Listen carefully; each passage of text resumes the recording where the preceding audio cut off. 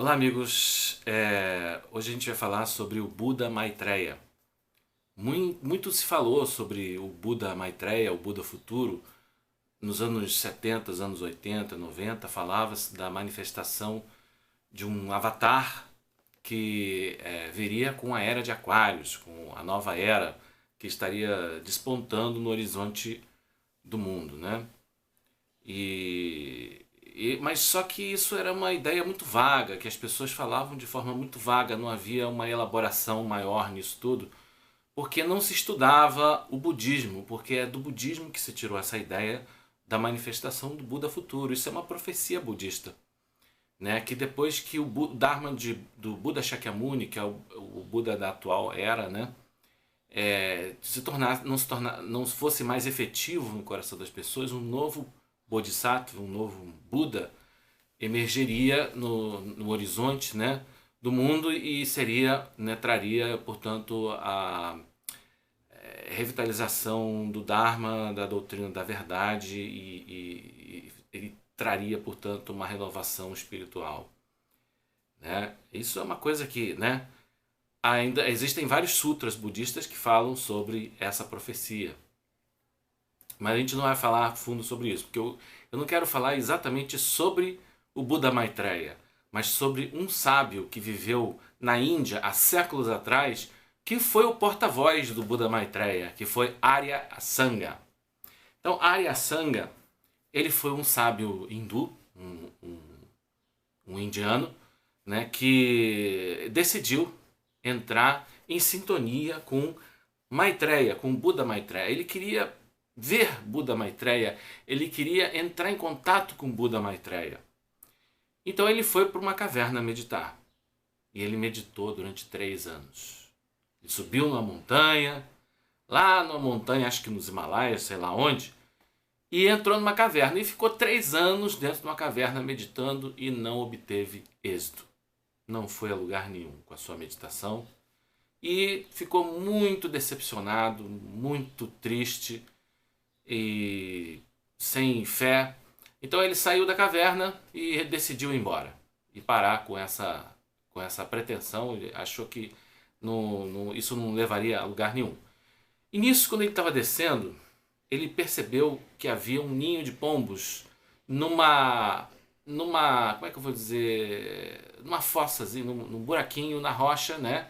Como se fosse uma entrada na rocha, né? Mas que ele viu que foi feita por pombos, por várias gerações de pombos. Eles iam, né, com um biquinho, iam, né, desgastando a rocha de tal sorte que fez uma entradinha que deu para, inclusive, né, um buraquinho onde eles faziam os seus ninhos. Então ele viu, puxa, que persistência desses pombinhos. Eles não são perseverantes na sua tentativa de furar a rocha para fazer ninho. E eu querendo desistir de me comunicar com Maitreya, já deprimido, saindo dessa caverna, não, vou voltar para as minhas práticas.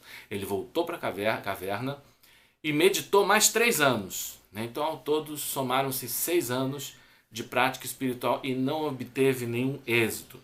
Então, ele, mais uma vez, muito triste, muito descrente, né, ele decidiu ir embora. Então, quando ele já estava descendo a montanha, né, quando ele já estava se afastando de sua caverna, então eis que ele vê um homem, né, que estava com uma flanela esfregando uma barra de ferro, um objeto de ferro.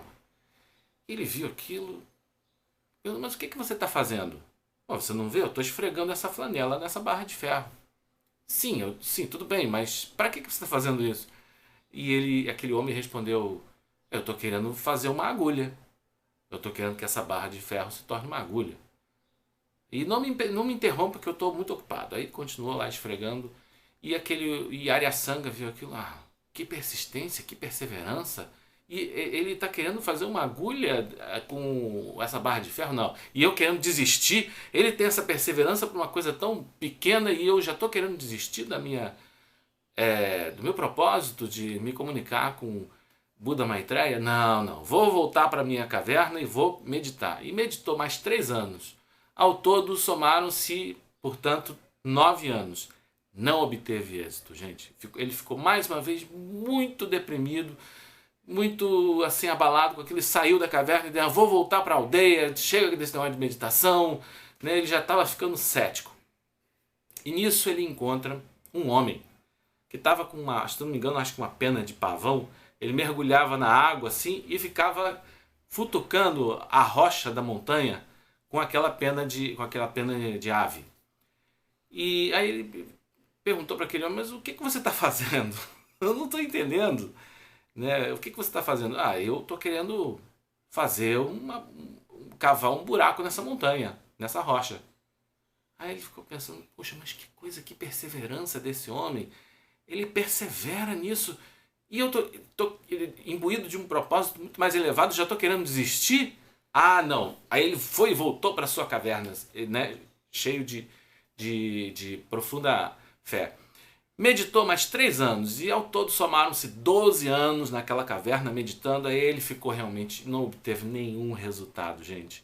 Nada.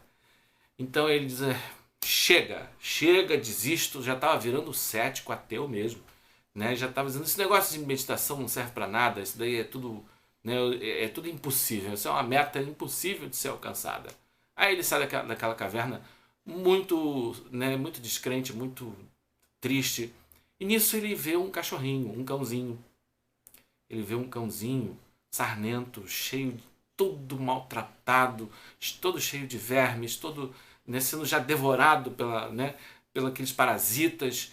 Né? E então aí o Buda, quer dizer, o Aryasanga, ele não era, né? Ele era um homem, né? Não era um Buda, era um homem como uma pessoa, um santo, né? Um buscador da verdade, né? E ele se moveu assim de compaixão, ficou muito penalizado com aquele pobre cãozinho. E ele diz assim: poxa, mas ele tinha pena dos vermes também. Se eu passar remédio nesse cachorro, eu vou matar os vermes. Né? Então, o que eu vou fazer? Mas se eu também deixar o cachorro assim, ele vai morrer. Então, o que eu vou fazer? Eu vou tirar os vermes com a língua, porque dessa forma eu vou dar uma chance também aos vermes. Né? Ele, todo cheio de uma profunda compaixão, ele já ia aproximando a língua das feridas infectas daquele cãozinho, quando aquele cãozinho se transforma em Buda Maitreya. Aí Buda Maitreya aparece para ele, diz: oi, né? Buda Maitreya, ele vê que realmente é a manifestação de um ser, né, de luz e percebe: só pode ser o Buda Maitreya. És tu? Sim, sou eu. Mas eu estou há 12 anos meditando, ele falou, nessa caverna, e você não, por que você não apareceu para mim e só dessa maneira? Aí o Buda Maitreya: não, eu apareci para você em vários momentos.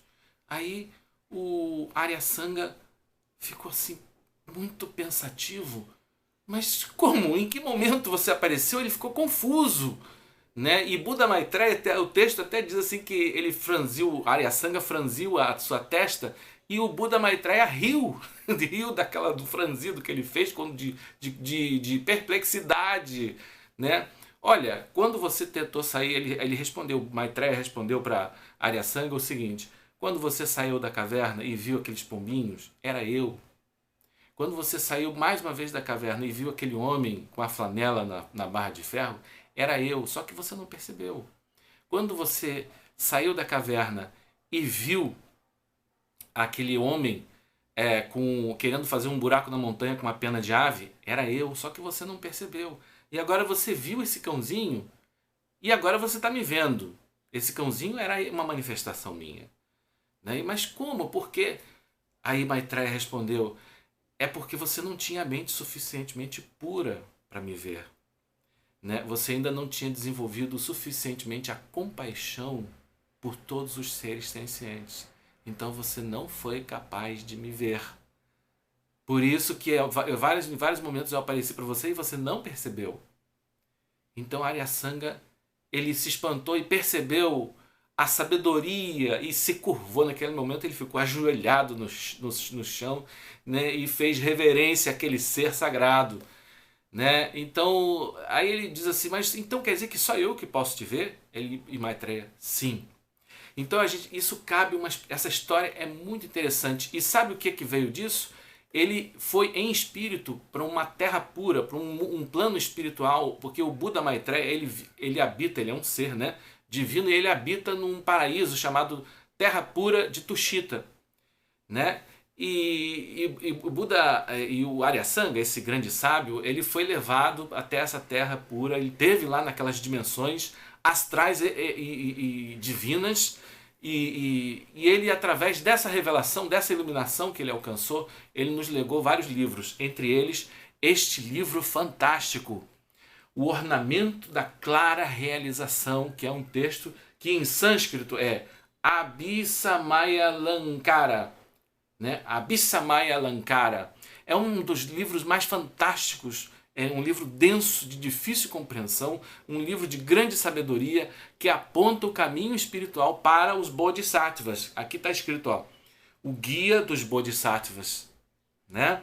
Isso é a revelação da doutrina de Maitreya. Então, isso é uma verdadeira... Esse livro tem mais de 800 anos, galera. É um livro que tem séculos, né? Não é uma canalizaçãozinha de internet, não. Tá bom, gente? Não, sem querer desmerecer outros caminhos espirituais, né? Mas eu estou falando uma coisa que já tem séculos. É uma coisa que tem um egrégoro, né? É só isso que eu estou falando. Não tô desqualificando outras pessoas de forma alguma, né? Todos os caminhos são válidos. Agora, essa história nos faz refletir, primeiro, que a gente deve ler esse livro, né? É a primeira coisa. A segunda coisa, né, é que às vezes a gente... uma coisa que é importante a gente saber é que dentro do budismo nem todos podem ver um Buda. Só um outro Buda pode ver um Buda.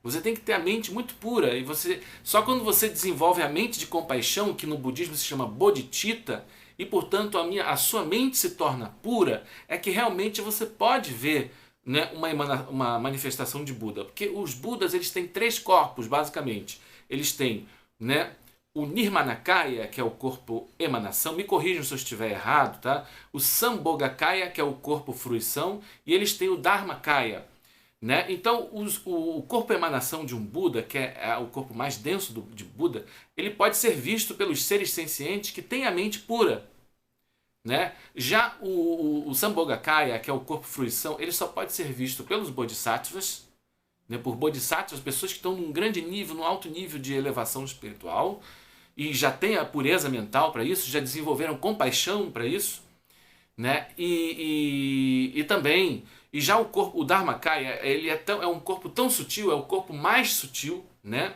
de Buda, ele só pode ser visualizado por outros Budas, né, por outro Buda, né? Então são níveis, né? Então você, para poder enxergar os planos superiores, você tem que realmente purificar a sua mente por meio da compaixão, né? Isso é um dos ensinamentos. E muitas das vezes, como é que a gente avalia um mestre espiritual? Como é que a gente avalia o ensinamento de um professor de espiritualidade, de um líder? É pela aparência dele, né? Pela roupa que ele veste, se ele está vestindo uma roupa bonita ou não, pela sua, digamos assim, habilidade em retórica, sua habilidade, né, com as palavras. A gente avalia, né, os mestres, ou os supostos mestres, por detalhes internos, né? Quer dizer, ou por suas qualidades intelectuais, ou por sua, às vezes até a cor de sua pele, infelizmente, né? A sua origem, o seu país de origem, né? Isso é uma coisa que nos traz uma lição muito grande, tá, gente? Que nós, infelizmente, vemos por aparências.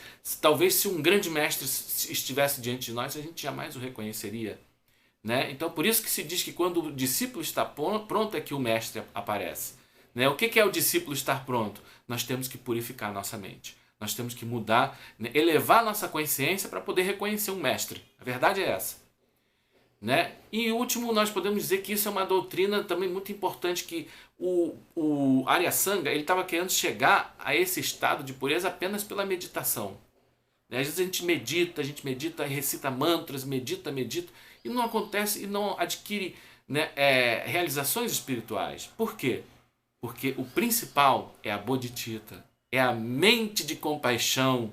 Essa que realmente é a compaixão por todos os seres sencientes. Foi no momento em que Aryasanga sentiu compaixão daquele pobre cãozinho, é que ele já estava pronto, a sua mente estava suficientemente pura, né? Porque o caminho para a iluminação não é só a meditação, são as 6 paramitas, né, a gente ter esse propósito, né, de beneficiar todos os seres sencientes por meio da compaixão. Né? Então essa é uma então, embora, né, a meditação seja importante, ela é uma das práticas, mas ela não é o principal. E muitas das vezes, por que a gente medita e não alcança resultados? Né? Porque a meditação em si, ela isoladamente não é o caminho. Né? O caminho é que a gente, que a gente nos eleve, né? É a gente saber doar de si mesmo. É a perfeição da doação, é a perfeição da paciência, é a perfeição da compaixão pelos seres viventes, é a perfeição, sim, porque não, da concentração no caminho da vipassana, da meditação.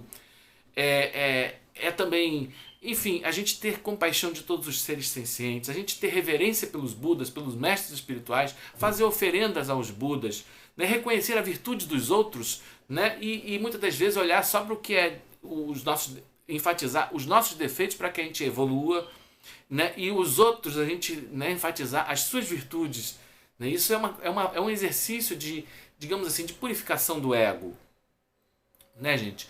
E muitas outras coisas, pedir ao Buda que ele nos dê ensinamentos e que ele gire a roda do Dharma. Né? E por fim, que a gente dedique todos os méritos que a gente tenha para que a gente alcance a iluminação perfeita. Né?